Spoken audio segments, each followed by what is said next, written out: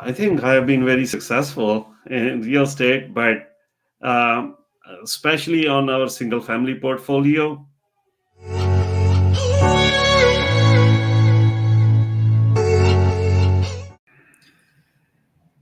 All right, welcome to Real Estate Hustlers podcast. I am your host, Josh Appleman, founder and CEO of Appleman Capital. Today we are joined with Kay Kay Singh.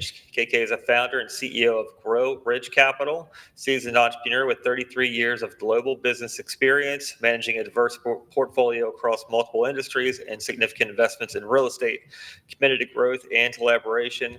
Kay Kay, we appreciate you coming on the show today. If you could let the listeners know a little bit more about yourself. Thank you very much for having me on your show, Josh. I appreciate it. Yes, sir. Absolutely. If you could just give some history of where you've been. You've got a ton of experience. Just let the listeners know more about that experience. So I live in Fort Wayne, Indiana. I have been here 23 years, 24 years now. Um, I've been in the gas station business for a long time, and all of a sudden we bought 40 single family houses. That's how I started with my real estate career back in 2015. And immediately after buying that portfolio, I realized that that's not the way to scale. So I started investing passively in multifamily, and in 2018 I graduated myself to the GP side of the game. So I have done 9 deals so far, sold two, and active still in 7 deals. And your whole portfolio right now, you're in over 2,800 units. Is that correct? Correct. And at a time, you've invested on both ends, but total is over 4,000, or I'm sorry, Yes. 5,400. Yeah, that's my passive investments, includes my passive investments as well. Got it. That's incredible. So, if you could tell us, it takes learning the industry to even know that those investments are out there. How did you start learning about real estate and getting into the active side of investing? So when my accountant told me that you need to get onto this side to save on taxes, because we were paying a lot of taxes at a time, so I just went and invested with a syndicator without learning anything, just as an investment. So I realized that I need to do more homework before I invest, after investing in my first deal, and that was just 50,000. So, but after that I realized that I need to do some research on the markets, on the syndicators, diversify between the markets as well. So I started learning. I started attending some boot camps, read some books, and also joined a mastermind. Got it. You got into the room and you educated yourself through getting into the right room around the right people. That's um, that's Correct. good. And then I guess when you decided to start learning, was that based off of a bad experience or just not knowing how to speak the language when asking questions? Well, I did have some experience since I had some single family, and also I managed that single family myself. So I learned some of it, but the game, and we did try to buy a few apartments in this market, and we did put LOIs, but we were way off on the prices, so we didn't know at that time that these things works on cap rate, not like buying a single family home. So that's when I realized that I need to learn and start investing. So I invested in 8 deals all over the nation before I graduated to a syndicator side. Got it. And you invested solely without raising any capital at that time, and then you got to the point where you were able to confidently, based off your knowledge, start having other people invest alongside of you, with you. Correct. That's correct. Because at that time, I just was too busy to spend a lot of time on learning. So I was running my businesses, my gas stations and laundromat business. So I just decided to invest passively with other people and learn slowly. And your gas station businesses, you're still the owner and operator of those Correct. currently. Um, Correct. I have a couple of gas stations, and I have four laundromats and a dry cleaning plant and also an event center at this time. how are you managing all of these different businesses, like the operation side? I had partners until 2021. So, but I had a lot more gas stations at that time. So I had partners. Each of my partner was managing two. I was mostly overseeing and was managing one laundromat and a gas station at that time when I started this real estate career. Got it. And so where focus goes, energy flows. So, and I say that because if you're focusing on one, then something else could be suffering because your attention is diverted. Have you experienced any of that through building up different arms of your businesses?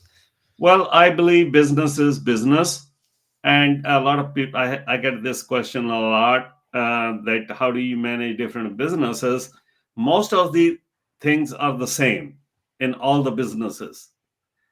So, but you still have to educate yourself on some other aspects of each business. For example, laundromat has different kind of clientele than an event center. So I'm kind of a all-around person, but we hire people of the right caliber to run the right businesses. So you're hiring people in front of you, whether they're other CEOs, and you're more or less taking like maybe a board position in a sense and letting them run the business and giving you updates. Is that Not really. I'm pretty much involved in the businesses. So now I have sold some of my gas stations and bought out some of my partners as well. So I'm kind of getting out of the gas station business. But I did a 1031 exchange and bought three laundromats. I had one before, so my son is running, but we have a couple of other managers that run the laundromat and the gas station business. So got we it? have a whole team. That's from an operator to an operator. That's why I've got to pick your brain because I know different functions. We're vertically integrated too, as far as you have your construction arm, property management arm, acquisitions arm. They all talk to each other, but regardless, if I'm concentrating on the property management piece, now something else is getting attention. But same sense, I respect that you do have to have good people in front of you to keep every arm operating efficiently at all times. People that are competent and able and have the buy-in of the business as well. So it goes back to having pillars in each company, the right people.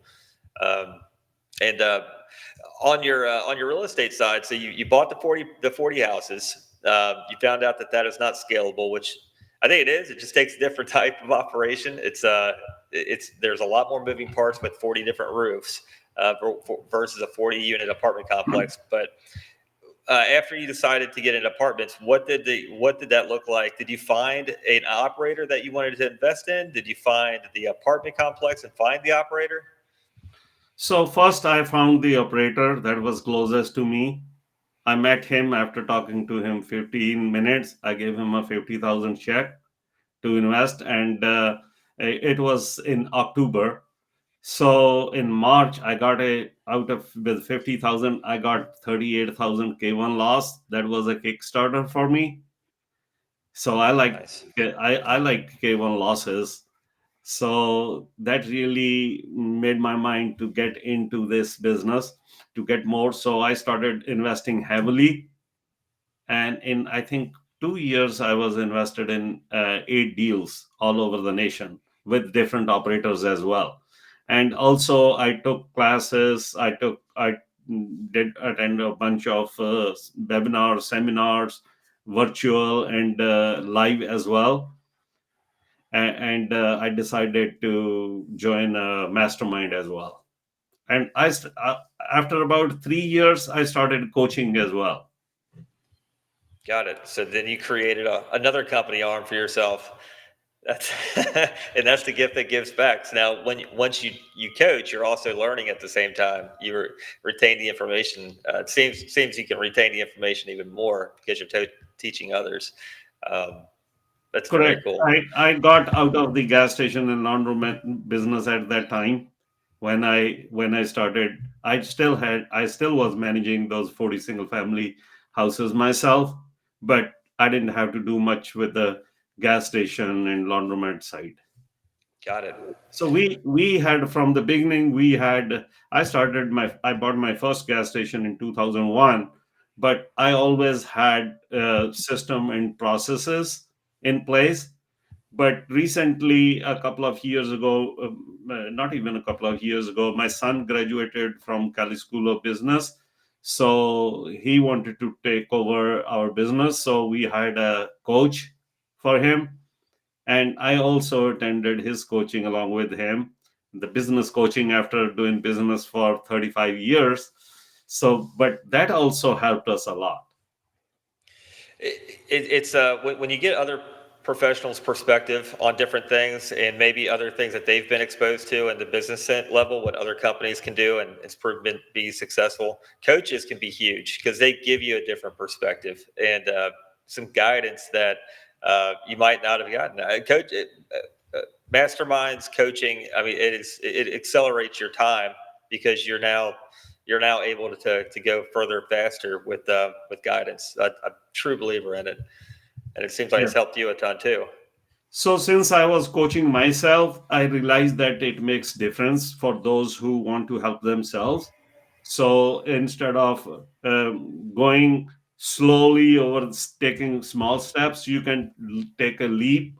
So I told my son that if you get coaching, you can make it in 1 year where you can go take up 5 years to get there. And he agreed, and we hired a coach, and the coach really helped because he was a business coach. So the business coach had other businesses also, so we could incorporate some other things from other businesses as well, which previously we never did. And you're talking to somebody who's giving advice with an active business, who has active experiences, and who's made mistakes along the way. Mistakes are learning experiences, and and that helps the student from making the same mistakes, and that's a part of Correct. the accelerated growth as well. Tell us about some of the biggest learning lessons that you've had in your career of being an entrepreneur. I think I mostly learned by myself, other than attending some classes, like online classes, and taking some programs, and joining the mastermind. But I learned that networking really helps. And before getting into the real estate, I didn't realize that networking helps so much. But after that, after getting into the real estate, attending some live seminars and all that, I realized that networking really helps in your any type of business. I got it. What about dealing with employees, dealing with people, dealing with the employees who are dealing with cash, essentially being the face of your company? What have you learned on that front, and then how to hire? uh, Over the years, I have hired, I think, thousands of people, and that was mostly in the gas station line. And I mean, gas station is a cash business, and you had to somewhere compromise on like 10% loss, which we calculated into our business plan. So there are I have realized over these years that there are like 80% people will only steal from you if you give them a chance. 10% people will never steal from you, whatever the situation is. 10% of the people will always steal. You can do whatever you want. So we controlled that 80%. We didn't give them a chance to steal from us. And in our laundromat business, we are card system. There's nothing that the attendants can do. Got it. And I ask that question because businesses ultimately rely on people to some capacity. Even if it's AI, you still rely on people to manage the AI platform. Even and that's extreme right now, but I think it's going to be a lot more relevant in the future. But you still need competent, capable people to help stand up good companies and to even scale. And even in real estate, the property management piece is relying a lot heavily on people dealing with people. Um, how do you feel like some of your experiences on one end could benefit another factor of your business? Um, I think yeah, definitely you got to hire people, you got to trust them, you got to educate them, train them. So the in my previous years when I was mostly in the gas station business, we had trusted partners. So each of my partner was taking care of two businesses, so we had like 10 businesses, and each of them were taking care of two gas stations or other businesses, whatever we had at the time. So they were there most of the time, and then I was overseeing them if they need any help. So mostly the operations were controlled by my partners, and we had all the technology in place as well. That helped us a lot too. On on real estate, if you knew then what you know now, what would have you done differently? I wish I had started 20 years ago. I don't Bought know why more. I waited for so long getting into the real estate business. I wish actually we were in the real estate business, but different type of real estate. We had gas stations with the real estate from 2001. So, but we never realized that we were in the real estate business, and I didn't even know what the cost segregation was until I got into the multifamily. And on gas stations also, laundromats also, you could do cost segregation as well, but we never knew what it was. We never did, and not even our accountant told us that we could do it. You get better depreciation from a gas station than an apartment complex. Yeah, eventually we did. We did cost segregation on the laundromats and the gas stations as well. Yeah, yeah, the And fixtures. we realized that we got more cost segregation as compared to the multifamily. Yeah, yeah, for sure. That's just like hotels. They get their depreciation is a lot more significant than multifamily too. It's just from business to business, but Correct. and there's so many different ways to invest in real estate. Why did you feel like multifamily was the path to heavily invest in and to compound down and bring other people in with you on these deals? So when I started learning, I learned about three.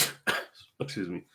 I learned about three different asset classes: the storage, the mobile home park, and this. I didn't want to get into the strip malls and other asset classes, so I did research on all the three classes. I decided to start with multifamily because I thought, okay, everybody needs a home to live, everybody needs a roof over their head, and I liked multifamily so much I stick to it. Yeah. Yeah, I like the fact that it is a need, not a want. That is you're solving problems. I think there's always uh, different market. You got to watch where you're investing at, but different markets can. I mean, there's just a too much more of a demand and supply, which makes for favorable environments. But how do you select the markets that you are investing in? Well, now I don't find deals myself, so I'm specialized in capital raising and asset management. So I partner with other operators. Yeah, So uh, I do know how to research the markets since I have been coaching others to how to research. So I only partner with people who I know for a long time, have been in full cycle also, and also if they are in good markets. if they are buying in good markets. Yeah, And I know which one are the good markets. I know where the rent growth, job growth, and the population growths are. got So it. those are the main indicators to find a market where you want to invest. You've invested with a lot of different operators. What would be one of your, I guess, learning lessons from an operator that you may not ever invest in with again? What would you, because you go through experiences, so those are out there. Yes, you are absolutely right. Every operator is different. Some operators, uh, in the last 5 6 years, they were after buying as much as they could buy, but they were not taking care of the previous as much. So I didn't reinvest with those who were not doing a very good job on the operations as well. They were doing a good job on finding properties and buying properties, but after they bought, they started looking for another property rather than taking care of that property very well. And I'm of the opinion, even if it's a gas station, laundromat, you do your best before you buy another one. Yeah, And but I did realize that some people who were in the last 5 6 years, they bought like 20 30 deals, but a few of them were successful, not all of them. yeah, So I didn't buy with those again. That I didn't found that they were doing a very good job. yeah. Those operators turned out to not be operators at all, more capital raisers that really Kind didn't of. have the fundamentals of running a business or running a multifamily business. Yeah, before the COVID, the multifamily did really good, even if the operator was not very good. Still, the deal performed very well. But you come to know about the operator when the time is not really good, Yeah. how they operate. And I think that comes down to being true grit entrepreneur. Like if you've been in business, you've got the experiences of the ups and downs, the good, the bad. When accounts shut down, now you've got to pivot. You've got to make rapid decision making. You're able to force things to happen by true grit and will. That's what the separator is. They're going to make it happen no matter what. Make it work. Correct. Some operators are really focused on the asset management. They have dedicated people on the asset management. And to be honest, I had only one operator that I would not work again with. Not all others have been really good. That's good. And that's fair because with the amount of units that you have and are invested in, that's a really good track record. Because there's opportunity that's definitely coming on the horizon with people that got into the multifamily, they got the multifamily bug, and experience will shine through. I think the property management, third party property management, of course, they have a lot to do with performance because the syndicators are relying solely on property management to perform, and then you've got your people problem there, and you've got different constraints in the markets. Um, on your asset management side, what kind of KPIs are you looking for? We are looking for the a lot of KPIs, and we look very closely. And our asset management team, even most of the operators, I'm saying, not all of them, they even know that who is in apartment number 214 when their lease is due. I mean, this is management's job, not the asset management. But on some of our properties, we have a very dedicated asset management team, and we look at the marketing reports, we look at the rent rolls, we look at the renewals, we also look at the number of people come in and signing up for leasing the properties. So we look for them every week. Every Monday we get the reports. We look at all those reports and see where things needs to be done. Yeah, yeah, that's huge. Time for downtime is huge. Unit downtime once someone moves out, renovation, and then lease back up. Profit per unit. We look heavily on utilities.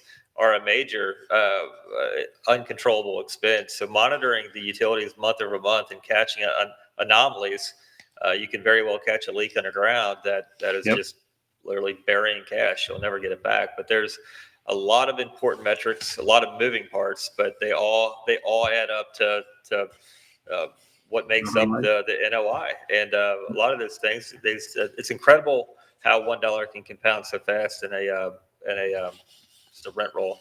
Correct. Uh, And the property management only do something if the asset management on top of everything. yes, If the Yeah, if the asset management is little lenient, the property is 10 times lenient. yeah, They don't yeah, they don't care they don't care about the property. yeah. And It's we have it's some benchmarks that we expect from the property management as well. If they don't meet, we talk to their higher ranks and get them off our property and get somebody else who could meet our expectations. That's what it comes down to. It's the performers. Ultimately, you're there to run a business. It's if somebody else can't run it, let's get them out of the way and move forward. Let them go off to and help someone else.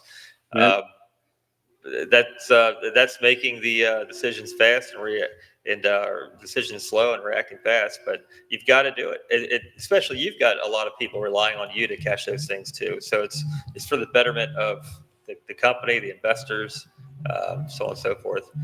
Um, what has been one of your biggest successes in real estate?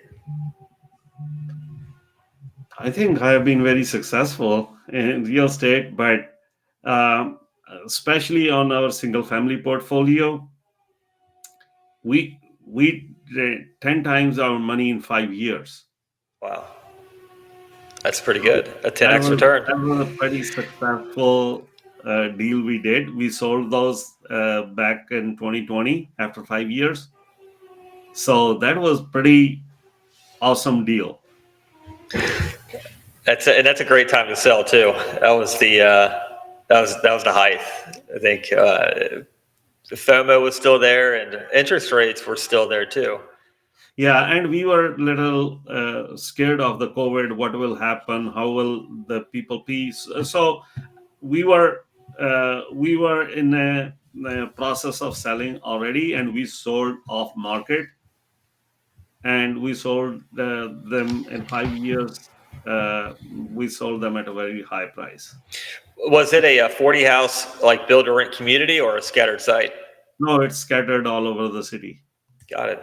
Still, someone else picked up a 40 unit portfolio and they're instantly in business and now Correct. they'll carry on. So that's good. So he had 11 properties in the same city as well. So he happened to meet me at the auction, and I offered him. So he was bidding against me, and I met him outside after the auction, and I said, okay, if you're so aggressive, why don't you buy our single family home? So neither he got that deal nor I got that deal. So he was looking for some more properties. So I said, I can sell you 40. So he bought my 40 single family. See, and that's kind of like the law of attraction. If you were supposed to be there that Yep. day, Yeah, and I was supposed to be there to bid on that property, and he came from Michigan to bid on on that particular property. It was a 20 unit. So instead of buying, I sold my 40. he got and it's a balanced deal. He got what he wanted. You ended up getting what you wanted, so everyone won, and those are the best deals where everyone wins. It's how they're supposed to be. And I sold them at the asking price. Nice. That's huge. Yep. If if you could give some advice to a beginner real estate investor who's wanting to learn how to get into the industry, potentially buy apartment complexes or just a portfolio of single family houses, how would you recommend that they get started? I always suggest people. I have a Facebook group. I have 6,000 members in that Facebook group. I always suggest people to invest in themselves before they invest in any type of real estate. Yeah, That means yeah. they need to educate themselves. So how Whatever. would they? What books would they read? Where would they go to do this at?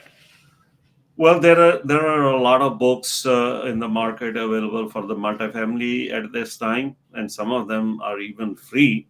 And each aspect, how to find properties, how to do the asset management, how to underwrite. There are so many online material out there. Joe Fairless's book is really good to start, but I think. Still, I would suggest somebody to hire somebody before they do any deal, but they should be learning. There's a lot of material online to learn. Yeah. Yeah, it definitely helps you talk with brokers and brokers to actually take you serious enough to get you into the property, walk it, take tours. Yeah. Um, And they Definitely. need to do some personal development as well. And I did that same thing too. So I started with my book. I got this book here, Think and Grow Rich, Yeah. and that's the name of my company, Grow Rich Capital. Yeah. Think and grow rich. That is the secret sauce. Correct. You can't read it once. You gotta do it over and over and over, and then you'll start connecting the dots. It's a Correct. great book. It's a I great book. mean, there is only 20% of the business. 80% is just your mindset. Yeah. So if you learn everything and don't take any action, nothing is going to happen. That is that's and that's where people stop at is taking the action. But if they would, then they'd get there. KK, we truly appreciate your time today. If a listener wants to get a hold of you, reach out, possibly invest alongside of you, how can they get a hold of you? They can go to our website, growrichcapital.com, and sign up there. They can sign up for the newsletter. They can download a ebook, and we have my email over there as well. They can reach out to me through the All right. email. Perfect. Definitely appreciate your time today. I look forward to following you, and we will talk soon. Thank you very much. Thank Thank you you. again for having me, Josh, on your show. Yes, sir. Thank you. Bye.